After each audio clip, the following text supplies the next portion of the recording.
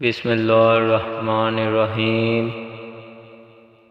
نبی کریم صلی اللہ علیہ وآلہ وسلم نے فرمایا، جو کوئی ایمان رکھ کر اور ثواب کی نیت سے کسی مسلمان کے جنازے کے ساتھ جائے اور نماز اور دفن سے فراغت ہونے تک اس کے ساتھ رہے تو وہ 2 قرات ثواب لے کر لوٹے گا۔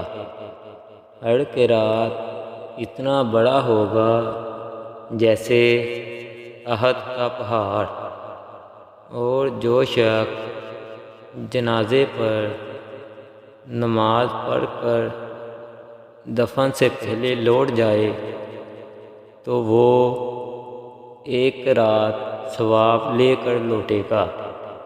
صحیح بخاری حدیث نمبر 47۔